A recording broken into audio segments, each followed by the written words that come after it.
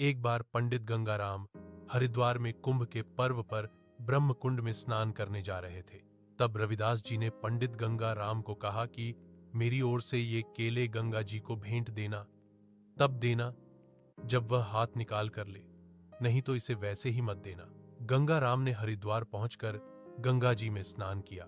रविदास जी के केले गंगा जी की को भेंट किया। गंगा जी ने प्रकट होकर दर्शन दिया और केले लेने के लिए अपना हाथ निकाला। गंगा जी ने अपने हाथ का एक हीरा जड़ा कंगन श्री गुरु रविदास जी के लिए भेंट किया और कहा कि यह मेरी भेंट गुरु रविदास जी को देना और कहना कि मैं धन्य हो गई जो आपने मुझे याद किया। गंगाराम ने कंगन अपनी पत्नी के हाथ दे दिया। पत्नी ने उसे बेचने का सुझाव दिया।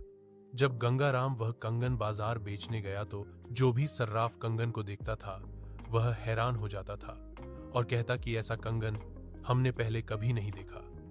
कंगन की कीमत के बराबर किसी के पास रुपया न था। इस बात की खबर राजा के पास पहुंच गई कि एक आदमी ऐसा कंगन बेच रहा है। राजा के सिपाही पुरोहित को पकड़कर राजा के पास ले गए। राजा ने गुरुजी को बुलाया और कंगन के निर्णय के लिए पूछा। गुरुजी ने कहा, मन चंगा तो कठौती में गंगा। बर्तन में गंगा जल और कंगन डालने पर 2 कंगन हो गए। गुरुजी ने उसे पंडित गंगाराम को सौंपा। विरोध करने वाले भी उनके भक्त बन गए।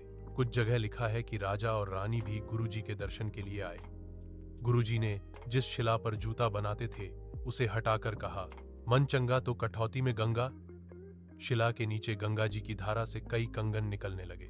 राजा और ब्राह्मण आश्चर्यचकित होकर गुरुजी के चरणों में गिर पड़े और उनकी सेवा करने लगे।